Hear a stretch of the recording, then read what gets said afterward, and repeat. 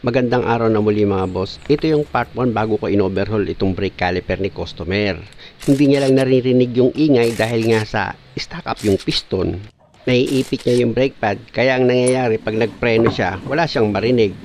Pero ipapakita ko sa inyo na umiingay nga itong brake pad niya dito sa brake caliper holder pag tinanggal ko itong brake caliper. Sa pagtanggal ng brake caliper mga boss, gagamit ako dyan ng socket wrench sa number 14. Tatanggalin ko yung dalawang bolt dyan na number 14. Ayan mga boss, ayan kung makita nyo, niluwagan ko na tapos matatanggal ko na yan. Tapos ito namang brake caliper ko, mo stack up nga yan mga boss. Hindi mo yan basta-basta matatanggal kaya sinikpot ko yan. Ang primary kasi na problema nito mga boss, itong brake caliper niya, stack up yung piston sa loob. Hindi agad-agad siya bumabalik pag nagpreno dahil nga sa sobrang dumi. Kaya ang ginawa ko dyan, in-overhaul ko. Yun ay mapapanood mo naman sa part 2. Ang problema kasi nito mga boss, yung brake clip niya, putol na. Kaya ang nangyayari, pag walang problema dito sa brake caliper mo at nagpreno ka, iingay yan, pakinggan nyo.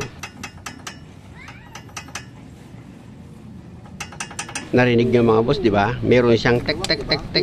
Yun ay dahil sa sira na yung brake clip niyan. Ulitin ko mga boss para mas marinig nyo pa.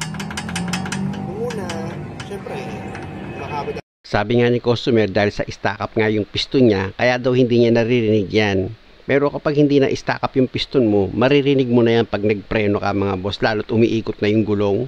Siyempre papalo yan, tutunog talaga yan. Kita niyo yung brake clip mo, putol siya. Kaya nangyayari, umiingay, ayan mga boss. Kaya ang ginawa ko dyan, nagpabili muna ako kay customer ng brake clip.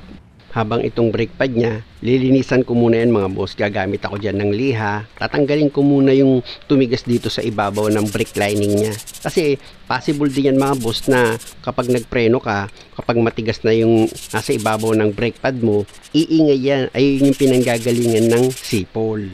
Ang gagawin nyo lang naman sa brake pad mga boss, after nyo maliha, pwede nyo gamitan ng brake cleaner o kaya pwede nyo hugasan ng tubig, patuyuin nyo. Diba? Ganun lang. Sayang naman kasi mga boss kung hindi nyo siya lilinisan dahil nga sa nakalas nyo na yan. Siyempre naman mga boss, pati itong rotor disc kasama yan sa lilinisan mo. I-spray mo lang naman yan ng brake cleaner, ganyan o diba? Napakadali lang naman.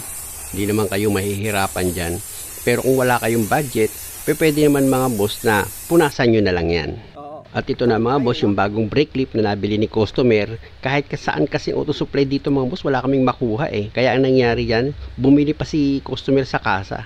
Kaya nga kung mapapansin nyo, mas nauna kong naipalabas yung part 2 na video bago dito sa part 1 na nagpalit ako ng brake clip. Sa paglagay naman ng brake clip mga boss, kung paano nyo lang yung tinanggal, ganun nyo rin siya ibabalik. Tapos pihitin nyo kung may sumasabit. Pag wala, pwede mo na ngayon ilagay itong brake pad na tinanggal mo. Ayan ang mga boss, kita nyo, wala na siyang ingay.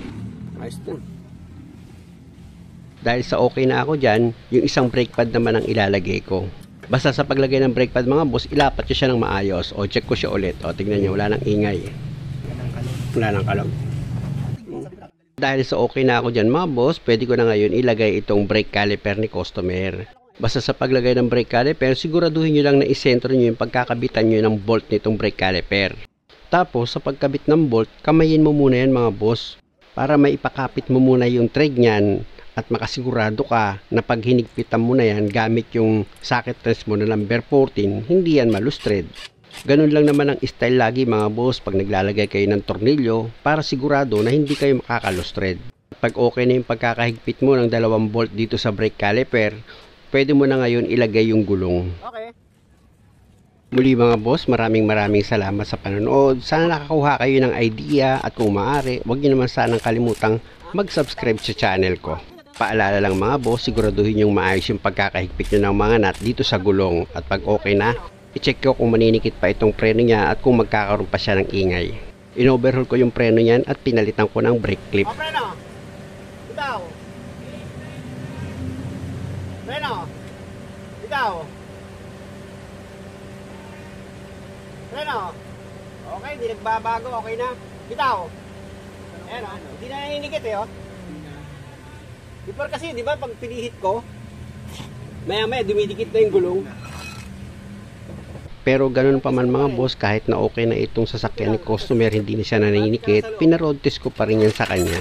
Kasi nga, sabi niya sa akin, ramdam niya naman kung naninikit pa itong gulong niya. Kasi nga, ayun naman talaga yung problema ni customer. Damay lang dito yung brake clip at ipinakita ko lang sa inyo kung paano siya papalitan at kung paano siya i-troubleshoot. Sabi ko nga, dito muna siya mag-road test bago kami pumunta sa main road. Kabante, isa pa.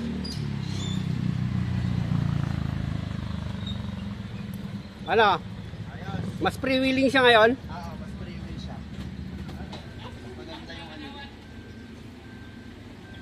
Dahil nga siguro iba Oh, baka tumama ka. Muli mga boss, maraming salamat ulit sa panonood.